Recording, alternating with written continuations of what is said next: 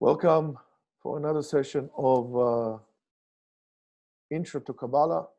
We are continuing the discussions on the Sferot. Just to remind you that the Talmud of the 10 Sferot is a whole subject that has been learned for years, or even a lifetime by many people. And this is just not even the tip of the fork, just like the tip of the fork.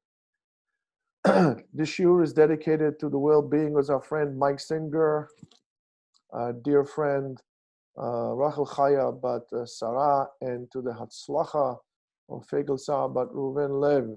HaKadosh Baruch Hu guide them and help them and give success in all their endeavors. So we were talking about the Merkava of becoming a chariot and how each one of the forefathers represents a different sphera and a different attribute when it comes down to their life. So now we are talking about, so we spoke about Avraham and Yitzchak, the Gvorah and the Chesed and the Gvorah, and Yaakov being the Tiferet, and now we're going down to the sphera of Netzach, eternity. The patriarch, or the persona who represents that is Moshe Rabbeinu. Moshe Rabbeinu, that merit in his life to become the biggest of all prophets, and really to be able to win, lenatzeach, to win a very difficult and in a way impossible reality, not only to himself, but for the whole entire nation. The word lenatzeach is to win in Hebrew also is the same letter as netzach. So the win of Moshe is also the certain nitzchiyut. The netzach means also something that is forever, for eternity. And the eternity is that he brought to the world, the concept that he brought to the world. The Egyptians might have left behind themselves great pyramids and structures that they wanted, that desired to win death, and really as a symbolism for men's strive for eternity. But Moshe Rabbeinu was able to bring the Midat HaNetzach, or the level of eternity, to this world by words, by stories, by laws, by halacha. Moshe did not only establish and form a whole entire nation, he defined a whole entire culture. The Torah that came to this world through Moshe Rabbeinu really represents an eternal truth that is always there and is always beautiful and is relevant to all times. That's what we call eternity. Moshe was able to win in his life also, and to overcome many obstacles, and he was able also to take the ideals of the forefathers that were there before him and to really implement them as universal ideals and the universal virtues of the first patriarch of Abraham, Yitzchak, and Yaakov, which were the first point of personality, of revealing God or God oneness in this world.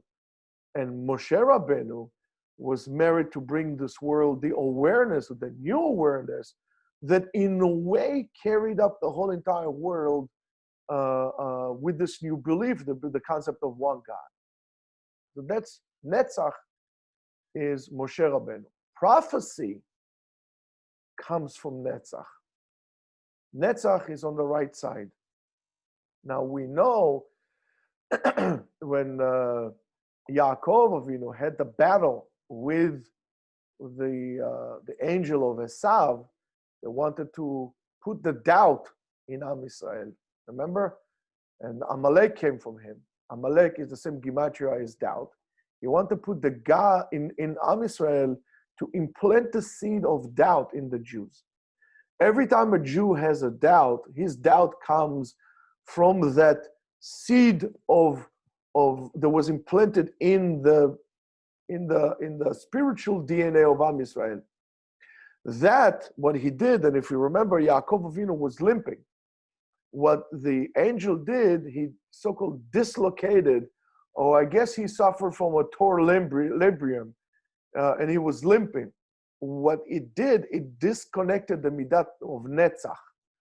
The prophecy comes from the midah of Netzach, therefore prophecy in the magnitude that it was beforehand had stopped.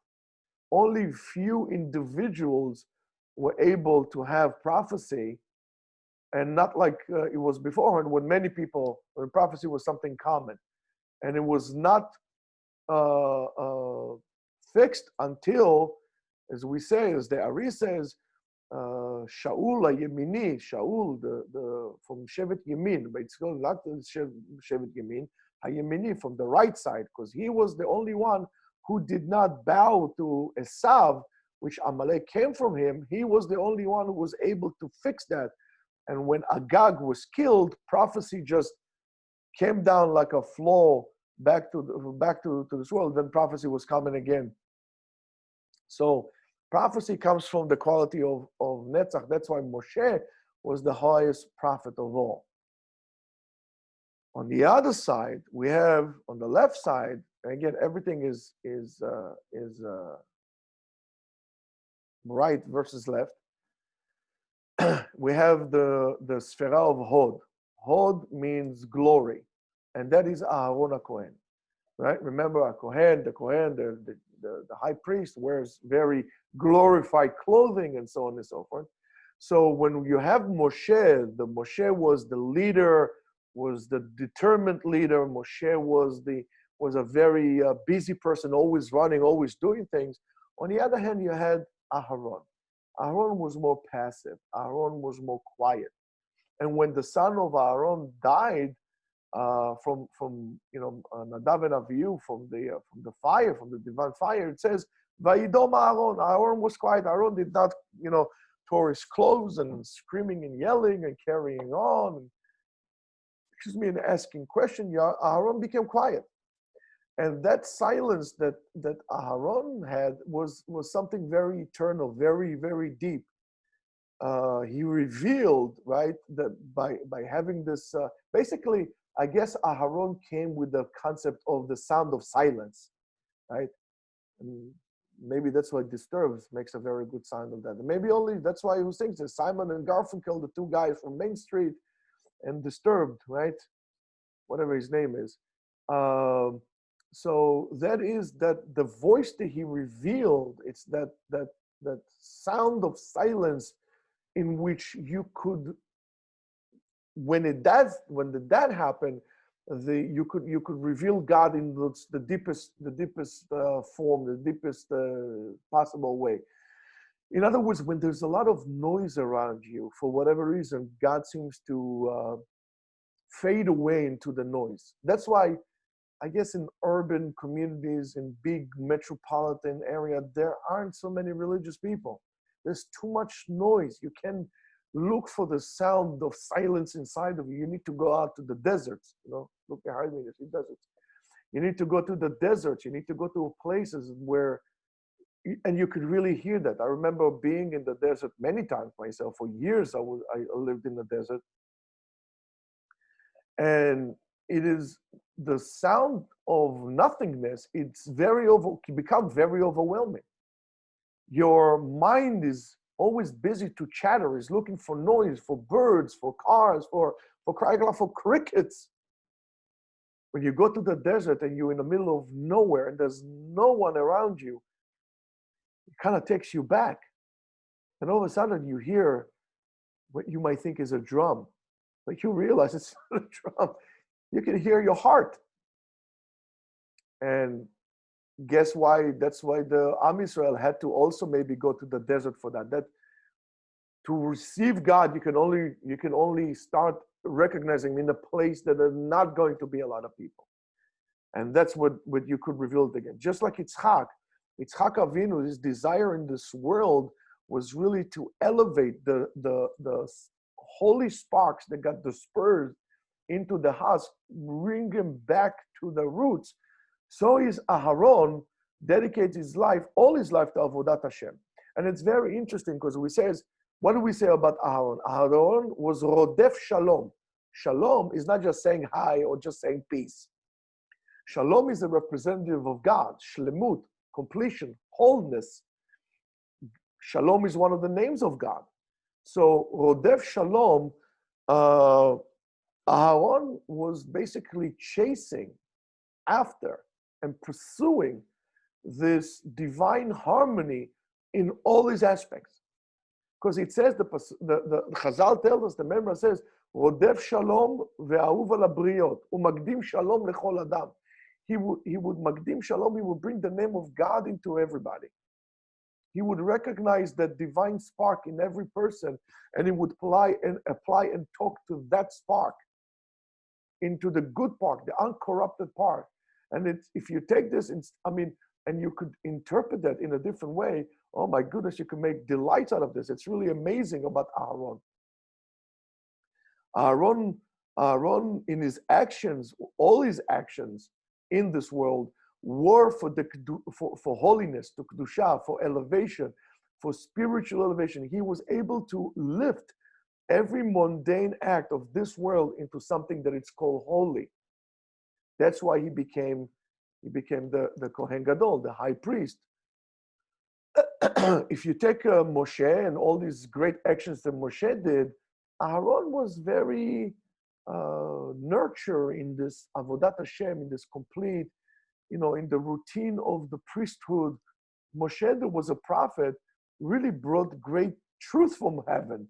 Aaron Kohen was willing or was looking to lift up, to bring, using avodat HaMikdash, all the sparks of Kedusha back to its thing, to create stability. That's why in avodat HaKedusha, you need stability. You need to be stable. When you have stability, you create quiet. Today, we don't have stability. That's why there's no quiet outside. So we need to bring back again quiet, to elevate our daily routine but only when you have a routine, you're able to elevate it up higher. When there is chaos, you can't elevate everything because it's too chaotic. So that's what Aaron was trying to do. The prophecy of Moshe maybe was unique in terms of its magnitude. Velo haya b'Yisrael, and there was never, any more a prophet like Moshe. Moshe was, in terms of the magnitude of this prophecy, was a unique event. But lo kam b'Yisrael navi ke Moshe, but the keuna, the high priesthood, continued even after the death of Aaron, and even until today we have Kohanim. So something about the act of a Kohen is something that we should take maybe a different look and implement it into our lives in terms of creating a holy and a productive routine in order to be able to not to fall into a dismal state of affair, when we forgot about the joy of life, but in order to be able to, by having the routine, identifying what needs to be lifted up, and then one by one lifting it up to another level. That's basically what made the Kohanim valid until today. That's why we have it. It's a tremendous. After that, we come to Yesod. Yesod is Yosef. The Sfera of Yesod is the Sfera in which the divine abundance really comes down through from the masculine Sferot to the feminine Sfera, which is the Malchut. All of them are masculine, right? And besides Binah. Sfirat HaYesod is really represented by our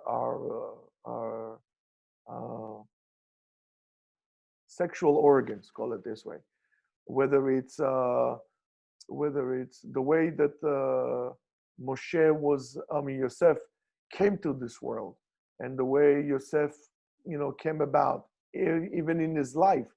Yosef is trying to do whatever he can, in, the best of his abilities, to guard that aspect in his life by refusing to sleep with the wife of Potiphar. in his life, because of that, he becomes a leader that knows how to bring the shefa, the abundance, to Egypt, and not only to Egypt, basically to the whole entire region during a time of tremendous and difficult famine. It says on Yosef, Yosef was a tzaddik. We say Yosef had tzaddik. Now, and we say on the tzaddik, yesod olam. Tzaddik, a tzaddik is the yesod, the foundation of the world. However, also is represented by the sfera of the yesod that brings about shefa to the world. So the shefa comes to this world by the tzaddik. We also say that the geula comes through tzaddik. How? Mishum nashim tzadkaniyot, by righteous women. And what do these righteous women do? Those righteous women dress up in tzniut, they encourage Torah learning, and so on and so forth. Mishum nashim tzadkaniyot nigalu ve'atidim leigael. They were redeemed because of righteous women, and they would be redeemed because of righteous women again. And you know, as they say, behind every woman, successful woman, there is a successful husband, right? Or the other way around. But it wasn't successful if it wasn't for the woman, because the woman basically controls everybody. So the tzaddik is not a person that, it's very interesting, it's not a person that that disconnects from this world and he lives like a like a monk up in a mountain and so on and so forth.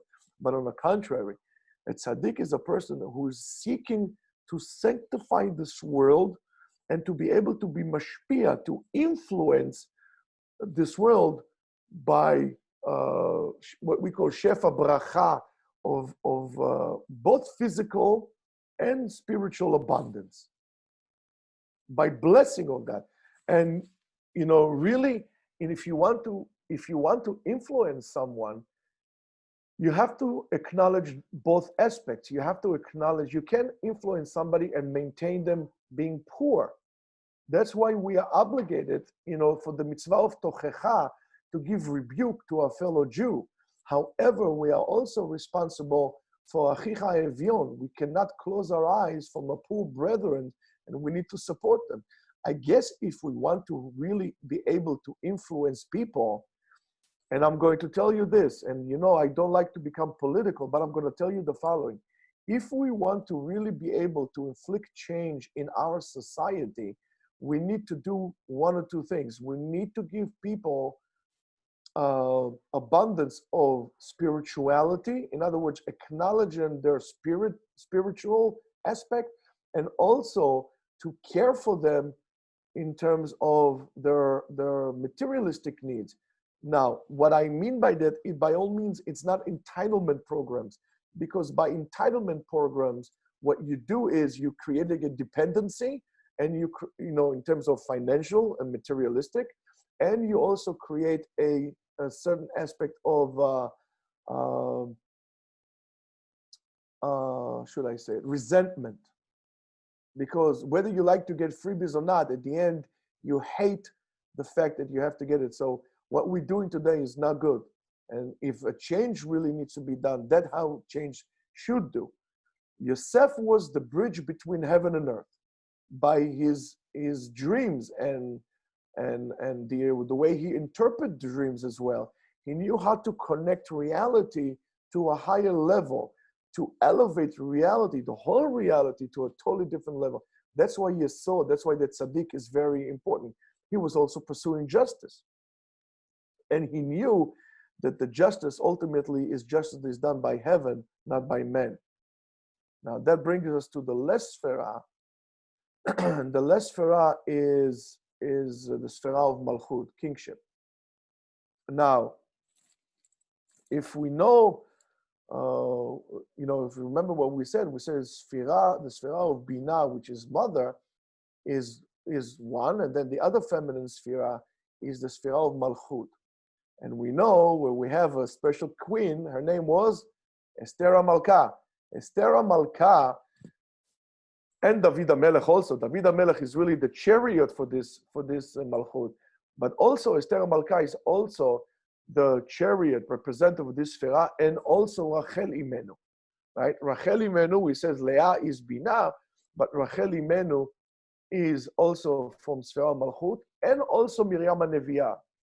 However, let's try to concentrate in David HaMelech, not for women, disacknowledged, but, just over the scope that we have here. So David HaMelech was the first king. And he was the first king not Shaul. Shaul was the first king, but he was the first king in a dynasty that from it Mashiach is going to come. David HaMelech knew to combine in his kingship, in one hand, the mighty of heroism of a warrior, because he was a very fierce warrior. He didn't afraid, and he fought, forcefully, and he established the concept of the kingship of Israel.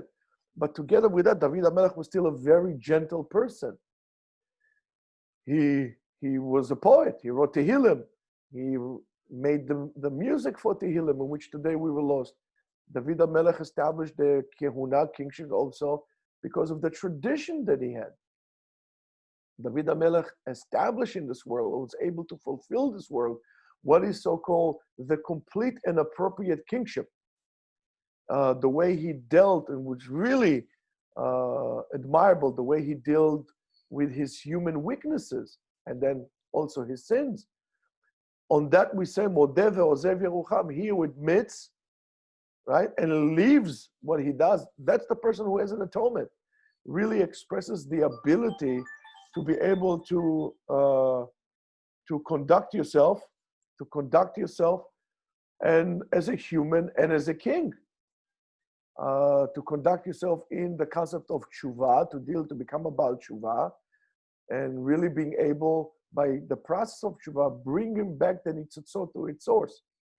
The tshuva, the repentance of David HaMelech, really represents in this world what we call the Sfera of Malchut. When a person is doing tshuva, he's accepting upon himself Malchut Shamayim.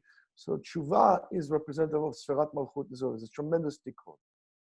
Sferat Malchut is also called the Shekhinah, and is also called Knesset Israel.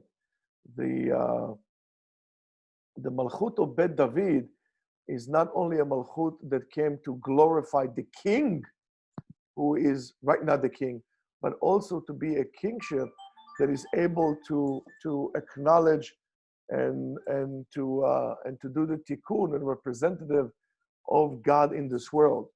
The different struggles that they had in the time of Malchut, during the time of Malchut Bet David, really symbolism for struggles that happen also in the spiritual world as well, inside out, inside, even to every person in our times today. These are representative of that. And because of those conflicts, because of those struggles that they have, that's how the tikkun of every person happens in his heart, until we'll be able to finish the tikkun in Acharit Hayamim, until the end of time, until Mashiach will come about, which is a descendant of the house of David, and is going to bring, and the whole goal of that is to bring the kingship of heaven upon earth. So when a person is elevating his soul to such a high level, he could really, in a way, connect with the spirit, not like to do science and so on and so on and so on, but really connect into the spiritual element of the forefathers who really represent those sferot in order to be able to guide and to direct your own life. And in every chamber, a person is going to find his ancestors are willing to guide them and direct them and to do the right thing, to help them in the journey that your soul is taking throughout the time that was given into this world. In every person, there is a spark of the neshama of the avot, and connecting to the figures really will enable us to connect to their neshama as well. It's like a leaf that's connected to a branch that connects it to a bigger branch to connect to the trunk. That's the way it works. Really will be able to give you guidance to your own life. And every person, as we say, has a nitzotz from his neshama, and that gives us, an ability or a chance to really answer a lot of existential questions that we all have. Now, learning Torah and then applying it practically into the actions also helps us to apply the Maaseh Avot. As we say, Maaseh Avot Siman Lebanim. The actions of the fathers are a sign either for what the children will do or what for the children should be doing, right? And when you do so, all of a sudden you realize and you become aware of the holy spark that exists within your own neshama. And when you reveal that, they themselves create a certain movement of wanting to come back to the source, and this is how you elevate. So you really need to bring this about to the light, to bring it about so you can all make the tikkun. And there's no such thing as the tikkun will be done. As long as we are alive, there is a place for us to fix. There's something for us to do. There's something for us to bring up higher. Until that point, Rabotai, you should have a safe day, a wonderful day, and hopefully, not tomorrow, but next time, Bezrat Hashem, we're going to talk a little bit about the representation of the Sferot and their own colors, as it brought by the Ramak and some other Mekubalim, but mainly from the Ramak. We did it before, but we're just going to touch it a little bit, as it brought in the Ramak in Sefer Pardes Rimonim. If you have any questions, you can reach us at rabbigaon@gmail.com. You can check us on the Yeshiva website at yeshiva.etzion.com, where we have also galleries of pictures, links to many different things, and also a very important button of support. If you would like to support us, you can catch us on Zoom and so on and so forth. And until that day, please, guys, don't give up hope. Salvation is on the way. Have a wonderful, stress-free day.